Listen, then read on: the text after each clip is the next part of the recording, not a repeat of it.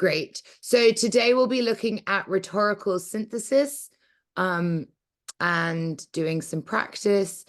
And then this is the last of the like 6 main question types, which will then open us up for tomorrow to do, a full practice test, which will be really helpful for you guys so that you can do, all 4 modules across the course of the day.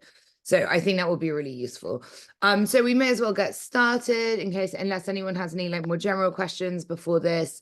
Now would be like a good time, but otherwise I'll just jump straight in. So these questions, I don't know if any of you have come across them yet. It's like, they're like a new kind of question on the digital SAT. They're like the ones where like there's all those bullet points and it's like the student has made notes about this.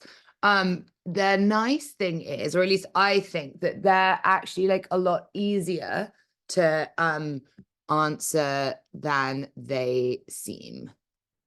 So let's have a look. All right.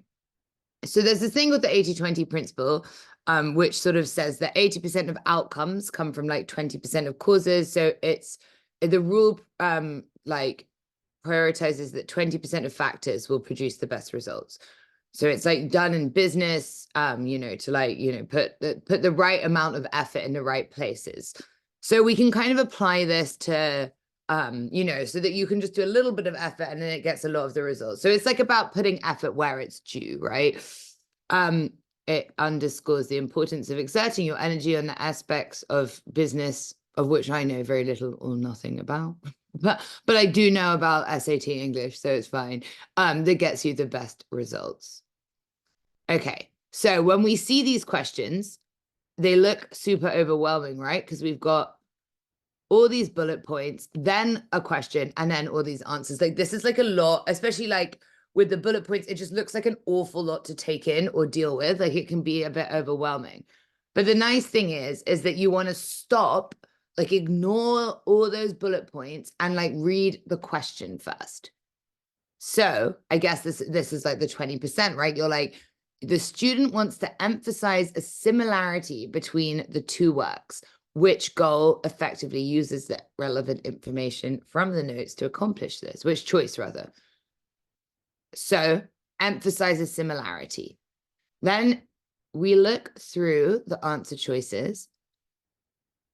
Like the word here, like in A, this like transition word, like what do we know about however, right? Like this shows that like it's gonna like, to have a contrast transition shows that we're not going to be emphasizing similarities here, right? Like it's going to have 2 like opposing things. This is vague, right? It's describing it, but it's not emphasizing the similarity. This mentions both things, but not how they're similar. Like, this suggests similarity. This is a continua. This suggests that 2 things are like, and we've got both, right? So we can just like zoom in and be like, okay, well, this one is like probably going to be our answer. And so like many of Tubbs' sculptures, both erasure and homegrown include discarded objects. Erasure uses audio cassette tapes and homegrown uses plastic forks. Does anyone want to like point out what they've noticed about this process, or if you have noticed anything? What did we not look at? Anyone? Yeah, there is a difference at the end of the sentence here, but like it's also saying that they both use, it's emphasizing a similarity, but they're both discarded objects. So it doesn't say like, it's not, the question is not to like point them out that they're identical. It's like to say, that they have this similar thing. So discarded object counts as a similarity, even if they're slightly different discarded objects. It's still emphasizing like a shared feature, right? But like, what did we, if we go back to the original question,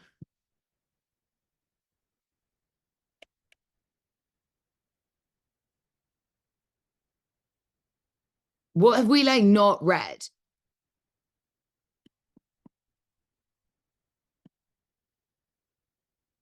Yeah, we didn't need to read the we don't need to read the bullet points to answer the question.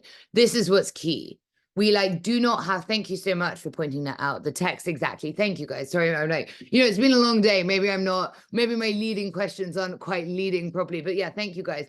So we don't have to read all those bullet points, try and remember them, try and like, figure out, we just need to read the question extremely carefully and then find the answer that fits it best. So if we look at this one again, we want to stop. So have a read of the question. What other thing or things are we looking for here? Like, what are the key parts of the question? Just pop them in the chat. Yeah, the scientist and the field of study to the new audience, right? So this one's kind of tricky. So they will often give us information about how much is known. Yeah, we're introducing it to a new audience. So this is what we want here. The scientist and her field of study to a new audience. So now let's look through, and which one do you think does that best?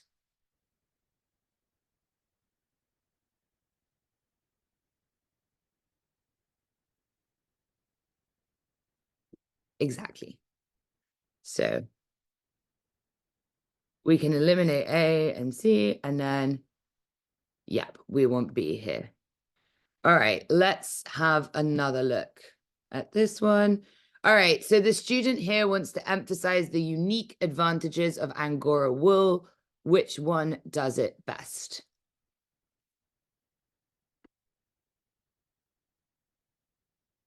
Yep, perfect. So we're saying the unique advantage is that it's being less allergenic than sheep's wool. Great. Rhetorical synthesis. They're rhetorical synthesis questions. It's because essentially you're meant to be synthesizing. It's like, if you take note, if you've like got an assignment about something and then you'd like done your reading and then you'd make notes, then it's like it's meant to be sort of mimicking that process by which like your bullet points from your note taking in the early stages of research and then turning into prose, right? So let's try our hand at this one. While researching a topic, so firstly, what does the question tell us we need to look for?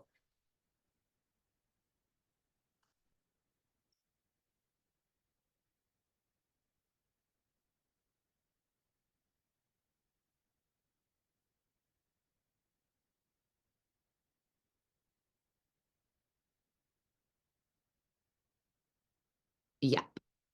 It says who may have first populated it. And it also mentions the study, right? So what do we think the answer is here? Yeah. Anyone else? Perfect. Great. Yeah. So the thing is, it's like according to the 2015 study, whereas here we wouldn't have wanted one which doesn't mention it. Okay, well, is that? I think we just gave the game away there. We'll do this one. All right. The student wants to describe how fabric is used in assertion of will. Which choice most effectively does that?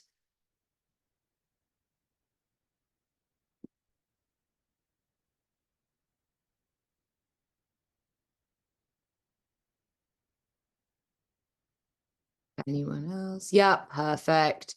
The clothing is made of fabric pieces. All right.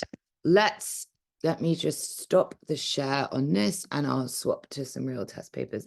And like we've been doing with every single one of these, we'll do some practice together and then I will give you guys some to do on your own.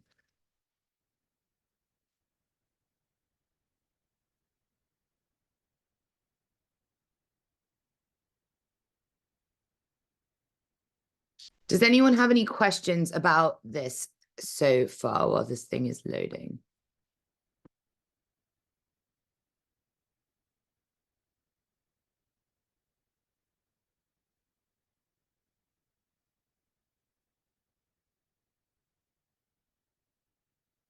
All right. So let's look at number 29.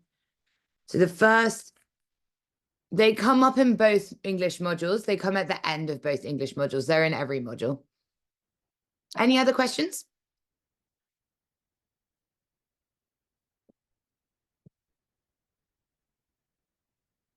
All right. So we know that we don't need to look at this, right? We can ignore this, which is so nice. What bit, look at the question and what are we needing to find information on? Like, what are the things that we need to make sure that our answer is fulfilling?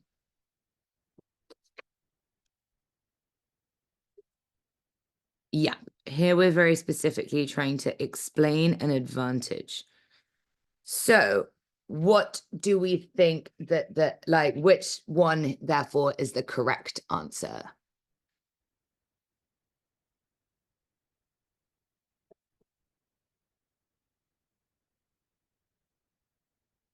Great. Just give everyone else a minute because I've only got a couple coming through. Fantastic. Great. Yeah, here be microprobes, which weigh as little as 50 milligrams, could explore areas of Mars that are inaccessible to NASA's heavy wheeled rovers. So here it's showing us that like they're better than that they have this advantage over the like heavy rovers. All right, great. Let's try another one. Let's look at number 30. So firstly, what are the like key things that we need to be taking out, or like taking away from number 30?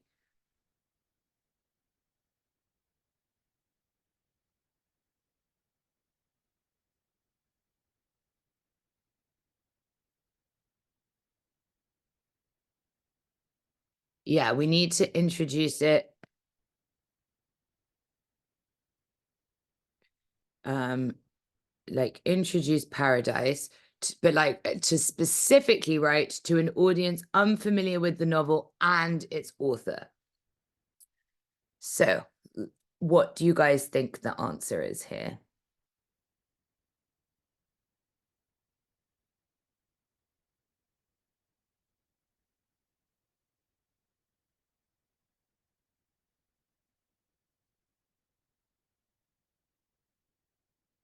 Yeah. So here the answer is C. We have like the information about the novel, a much praised historical novel about colonial East Africa. And then that someone who's also not familiar with the author was written by Ghana, winner of the 2021 Nobel Prize in Literature. I think a couple of you said A, and the issue with that is that it's not really introducing the novel. It's just naming it. It's not giving any like information about the novel, only about the writer. Does that make sense? Any questions on this before we try 31? All right, so let's go for 31. Let's cuss this out. What are the things, what do we need to be making sure that our answer gets by reading the question in number 31?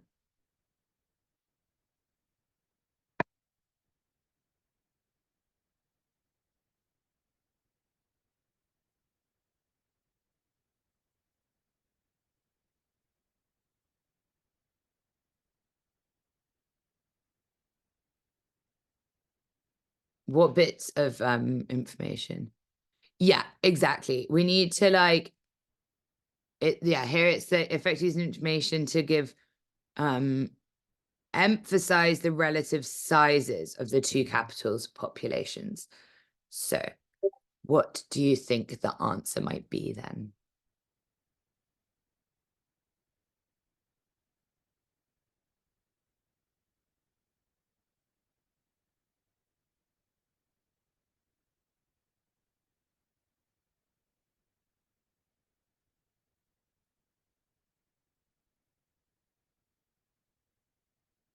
We'll just give everyone else a little bit longer.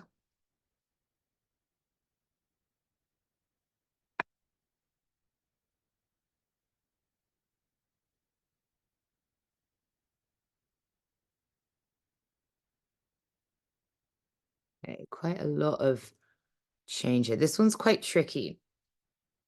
So the correct answer here is C. So this gives us like the clearest like indication of like the relativity of the population. So even though Hanoi is larger than this place, it accounts for more of its country's population. So it's like a better sense of the relative sizes of the populations, like how much they are of the country. This D is like comparing them, but like that's not very useful information. We don't actually get anything from that like comparing Vietnam and Mongolia.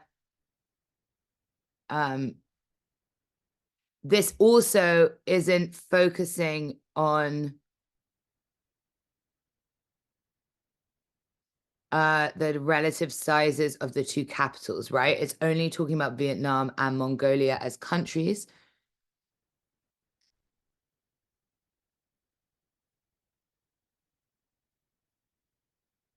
Yeah, well, I mean, you have to emphasize the relative sizes. Like what's relative in the sizes means that there needs to be some sort of like comparison here.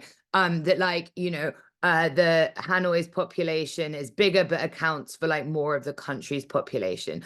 And whereas we need to be focusing on Hanoi and Ulaanbaatar, not Mongolia and Vietnam. So that's why D is out.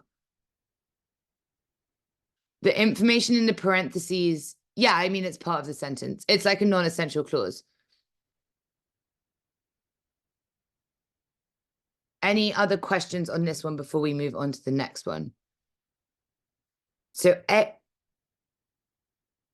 why is A wrong?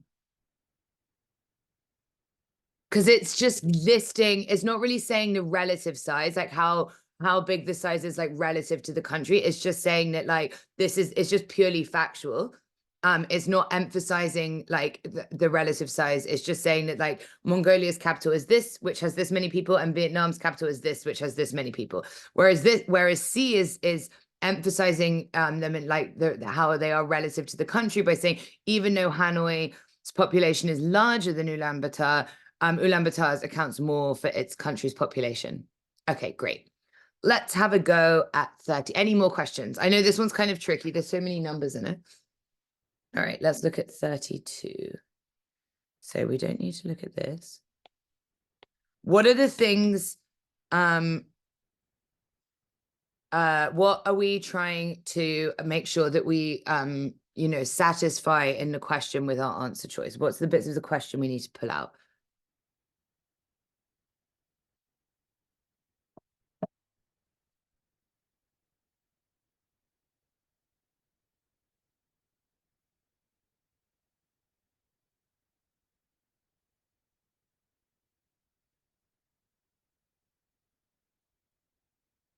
Yeah, how exactly? How the how the House of Wisdom preserved the world's knowledge. All right, so what do we think the answer is here?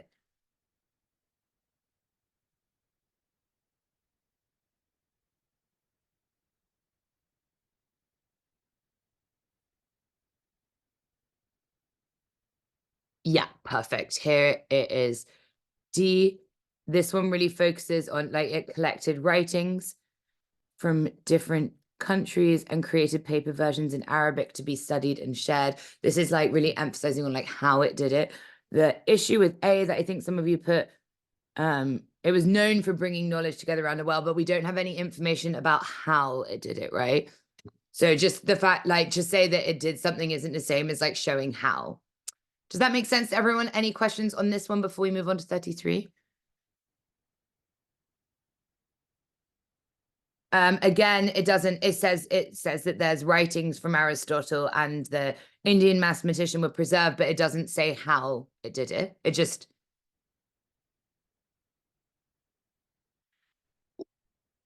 oh, well, it's translating things because it says writings from different countries and then created paper versions in Arabic to be studied and shared. So it's taking the writing. So it's like, yeah. Does that make sense? But it does say different countries. Yeah, no problem. All right, great. Any more questions on this one? How are you finding them? Like tricky, easy? Any reflections on this? like a bit weird because they're quite different to other questions. Oh, thank you. I'm glad you're finding the method to be great. I think it's like super helpful to not get like bogged down in all of these, facts. All right, should we try one more together before I put you like before you can go do them on your own? So let's ignore this. Um, all right, what is important in the question here?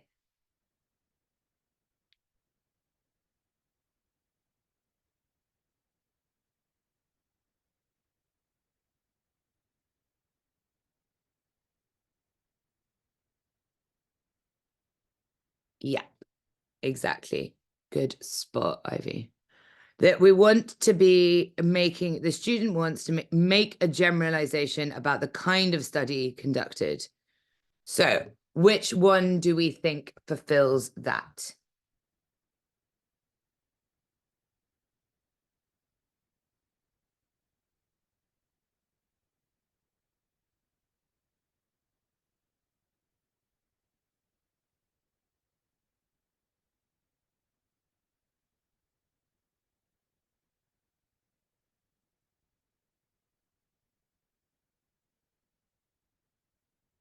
Yeah.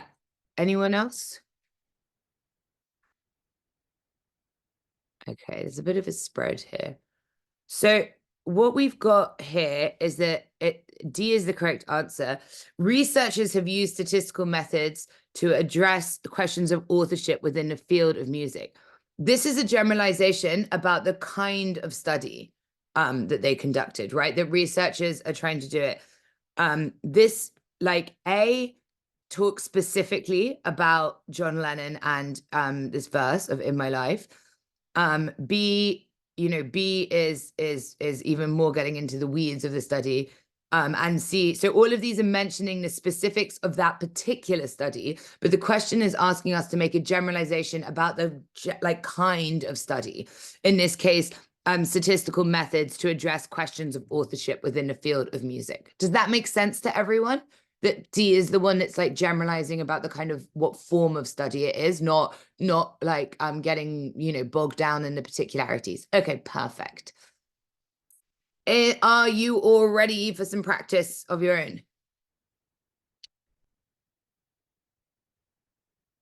I will get my. Sorry, I just need to move. Okay, so we're gonna do some from practice test 3. Let me just double check that these are the right question numbers.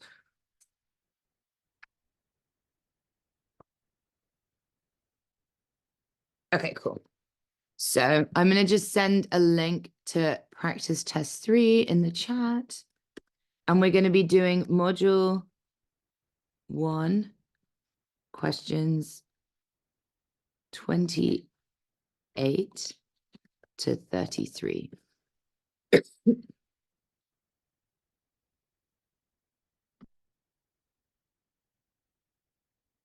So let me know when you're ready for that, and I'll set a timer. I think we'll do.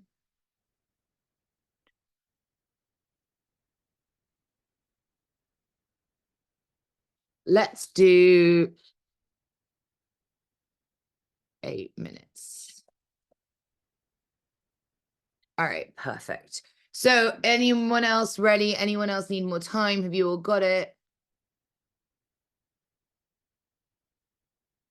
Okay, cool. Well, I'll set a timer. And where's this? It's a little longer than you get on the test, but it's also like the first time that you're doing it. But if anyone has any issues accessing it or doesn't understand what they're doing, obviously I'll be here. So just drop me a message or raise your hand or whatever. But good luck, and we'll go over it when you finish.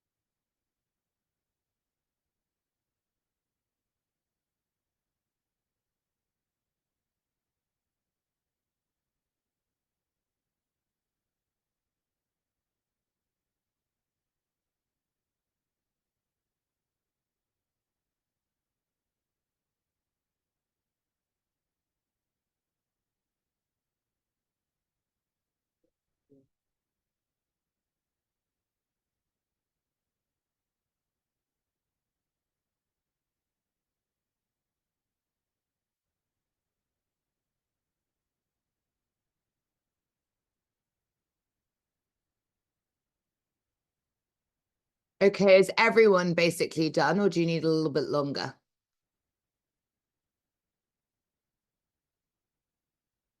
A bit longer, that's totally fine.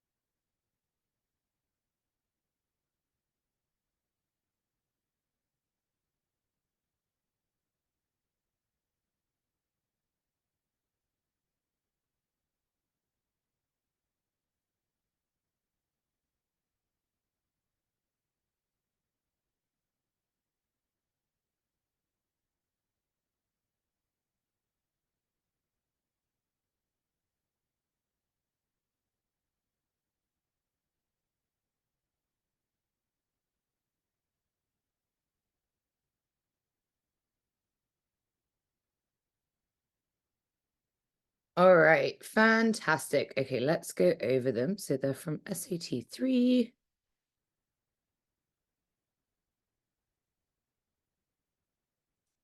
All right, what did everybody get for number 28? Yeah, perfect. So here what we need is to describe the rocking chair to an audience unfamiliar with Sam Malouf. And so this bit we have that it's sleek, contoured armrest and seat, and it's walnut. And then the bit about Sam Malouf, it's just one piece of furniture created by the American woodworker Sam Malouf.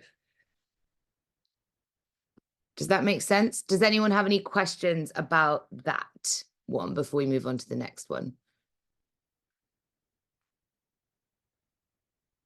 I can go. The reason why B doesn't work is that it doesn't really describe the chair. Like all we get is he made a chair, so that doesn't really like satisfy the question's requirement of describing the chair.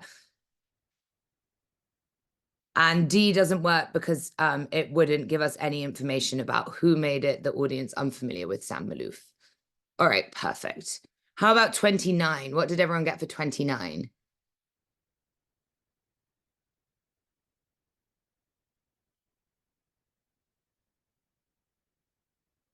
Great. Anyone else want to share their answer?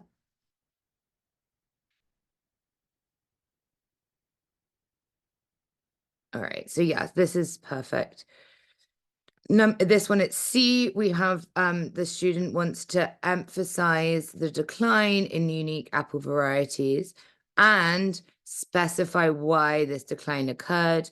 So with the specification of why, we have since the rise of industrial agriculture, and then emphasizing the decline, resulting in the loss of thousands of varieties less suitable for commercial growth. Fab. All right. Any questions on that one? I found this on the web, but what is the specification of why we have since the rise? My Siri thinks that it's into Apple suddenly. All right. Does anyone have any questions on these two before we move on to the next two? Okay, perfect. How about question 30?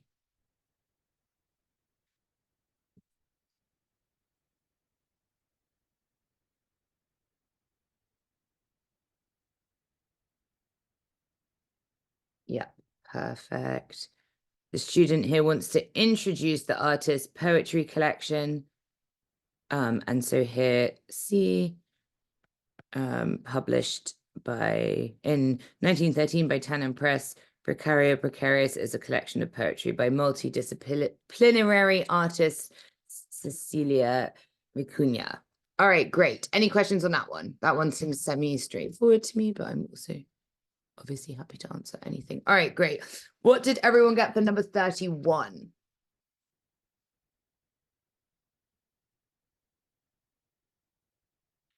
Anyone else? Perfect. Great, you're all nailing it.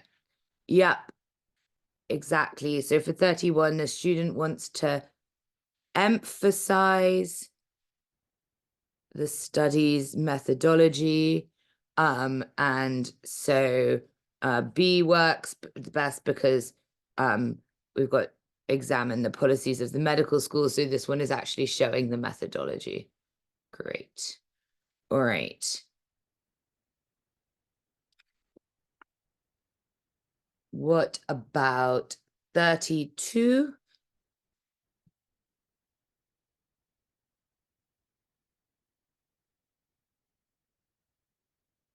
Any other answers? Anyone else want to share?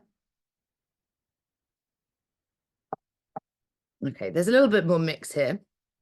So what we're being asked to do is to emphasize the duration and purpose of the work. So the correct answer is C, because we get the duration since 2003, and then Louise Miller Cohen have worked to preserve the Gullah culture through their museums. The problem with B is that, like, yes, it emphasizes the duration of the Gullah community, but not of the work of Louise Miller Cohen and Vermel Rodriguez. Does that make sense? So because it says it's the duration and purpose of the work, not of like the existence of the community. All right, fantastic. And then finally, 33.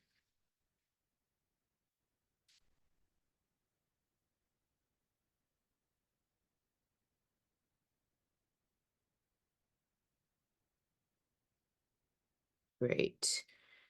Yeah, there are a little bit of mixed stuff here, but like, okay, so in this one, the student wants to emphasize the aim of the research study. And so we want A, because the aim is very clear in A, because it's that they wanted to know if woodland expansion is related to changes in climate. All right, fantastic. Okay, we've still got quite a lot of time left, so we can do some more practice. Why not B?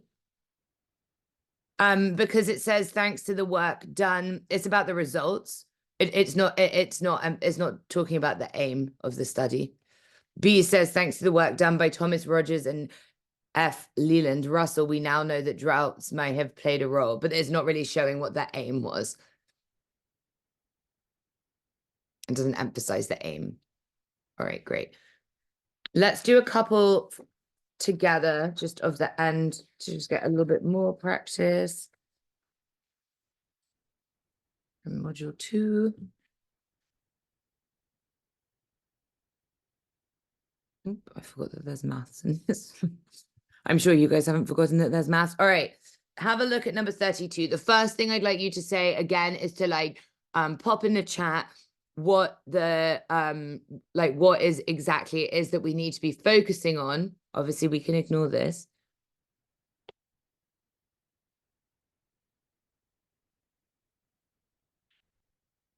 Yeah, exactly. I want to emphasize the similarity between the two books. And so which one do we think is showing the similarity?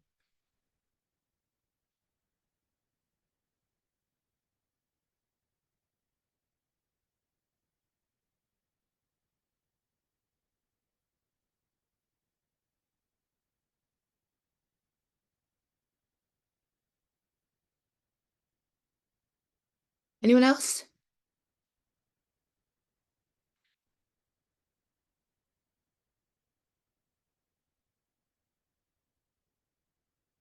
And yeah, exactly. Yeah, this is what's so helpful is that we can see both here. So we already want to zoom in on that. So this is it. This is our right answer.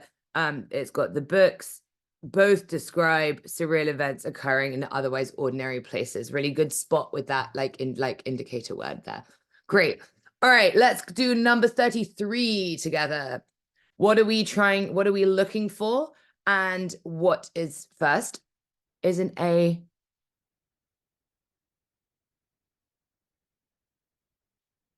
It says a comparison. It's saying that the book in A, it says Shuntan's books, Tales from Outer Suburbia, which describes surreal events occurring in organized places, contains fewer short stories than this one does. So it's actually saying that there's a difference. It's saying that one has more short stories than the other, whereas the other one is emphasizing a similarity. Yeah, no worries. See, they're like kind of like, I feel like sometimes it's like these ones, I feel like this method makes them like a lot easier. And then sometimes you just like see it. And then other times, because it's coming off all this like stuff where they are all quite similar, it can be quite tricky. So we'll just keep doing some practice together. It's good to just like do it as much as possible because I know that we've not like got to these yet. So it's like good to get lots of practice in. So with this one, number 33, what is the thing that we need to like, yeah, exactly. We're doing that. We need to emphasize the aim of the research study. What is the correct answer?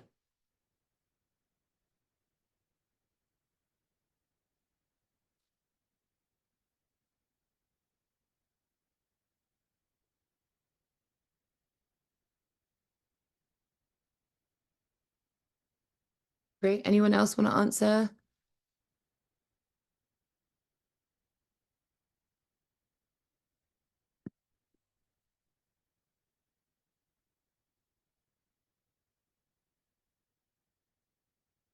Yeah, perfect. This is fantastic. It's the aim. It's like this thing of this kind of conditional tense, or like that they want, like, was something that they desire. Like aim, researchers wanted to know which factors influence lizard egg clutch size, because such factors have been well studied in birds, but not lizards. All right, great. So let's swap back to, we'll just get a little, we've got like 15 minutes left. So let's just do a tiny bit more practice on these, even though I feel like you're getting the hang of it, but there's nothing wrong with doing as much practice as possible. So let's do the ones from module 2 together, of SAT 2. And then if there's a tiny bit of time at the end, I can just answer any general questions that you have. We'll talk about the structure of tomorrow or whatever. Okay, so have a look at number 31. What is it that we want to pull out, and what is it that we want? What is the answer?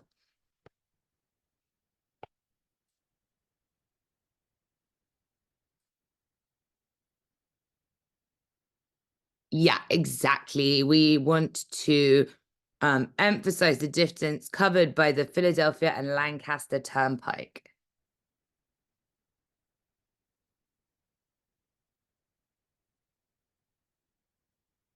What do we think the correct answer is here?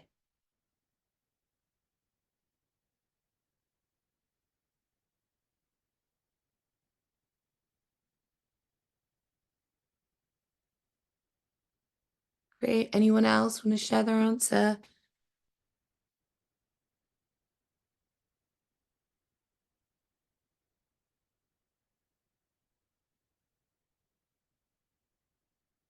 Yeah, exactly. We want it's the 62-mile long Philadelphia and Lancaster Turnpike connected stuff, but we're like this sort of precise, like the exact distance. Yeah, it doesn't really give us yeah, exactly, that it can't be C because that's just saying it just connects two things. Like it doesn't give us how long it is, so it's like not emphasizing the distance covered. Great spot, Barnabas. Yeah, exactly. All right, perfect. All right, 2 more questions, and then you're all absolute experts at this.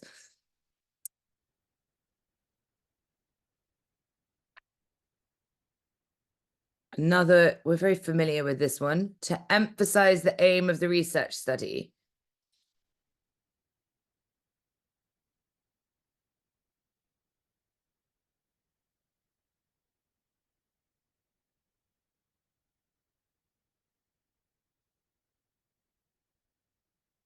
What do we think the answer is?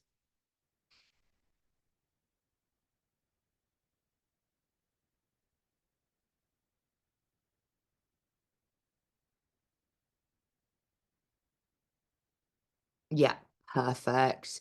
Fantastic. It's this thing again, like, you know, like these wanted to, set out to, these sorts of things are really good to look at because obviously these aim questions come up a lot, and it's language like set out to, or like wanted to, or was hoping to, or like, you know, helps really like help us show that we're talking about the aim here. All right, last one. What is it in this one that we want to be focusing on in this question here?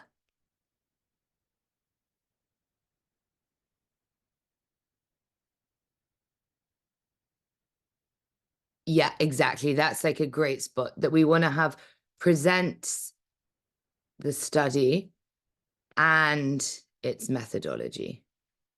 Fantastic. So yeah, so we need to make sure we're doing both. If you see an and, always like take note with these that you're not just like, and also like there's one sometimes, you know, sometimes it's like, but also a good tip is that like sometimes it will be like to an audience who's unfamiliar. There'll also sometimes be one with like to an audience who is familiar. So you need to keep in mind that you don't want to like put information in that like someone who knew of like the thing would already know. In this case, obviously we're presenting the study and its methodology. What do we think the answer is?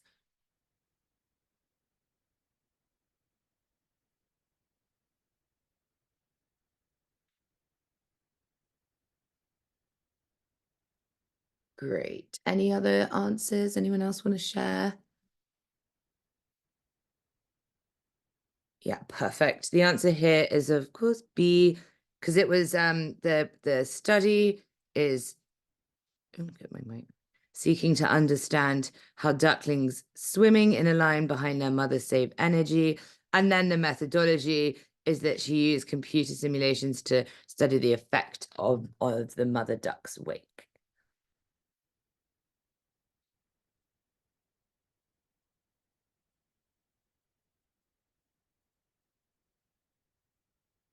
Yeah, so the problem with C is that it's not really like showing the methodology. It's just saying that she studied the physics behind the fact that by being pushed in a forward direction by waves, ducklings save energy. It also doesn't really like present the study that clearly. It's like, it's not really like talking about how they swim behind their mother. It's just like it's quite vague. C is the issue.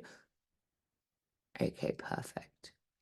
All right. Well, I know that we were like sort of coming to an end of this a little bit early today. Does anyone have anything that they like, any like general questions about like SAT stuff, or like what the plan is tomorrow, or about this, or any questions they'd want to go over, or like I'm obviously like here if anyone wants to ask anything.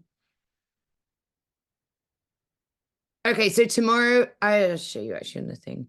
It's a great question. We're going to be doing SAT 4 tomorrow. The whole of it. So the how it's going to work tomorrow is that in the, between, you know, 11 and 12, you'll have your math module 1, each module, I think it's the same for math actually. Let me just double check. I know that the English modules are. Okay, yeah. So for math, you'll have it as 43 minutes, the modules. So I'm sure that like Monsoon and Mali will do the same thing that I'm doing, which is to like have you like with, you know, kind of proctored in this way, to be able to do the full module. So it will be SAT 4, and you'll do the math module between you know, 11 to like 11:45, and then, you know, Monsoon will give you the answers and you'll be able to mark it or like maybe go over a few difficult questions. And then we'll do the full English module, like module 1, from 12 to 1. I'll give you the answers. We can go over difficult questions. These ones are 39 minutes. And then in the afternoon, like between 4 and 5, it will be module 2 of SAT 4, the full one, and then the full module 2 of SAT 4.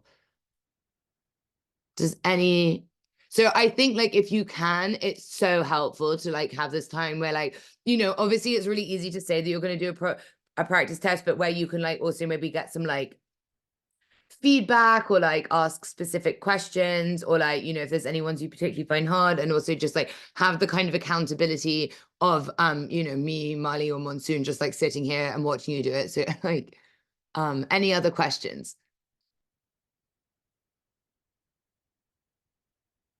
All right, well, if no one has anything they'd like to ask, you're obviously all free to go. I'm not going to keep you here.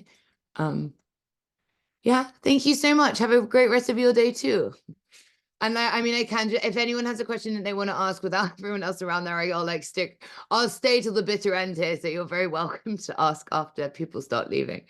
Bye, everyone. Good luck with taking the full test tomorrow.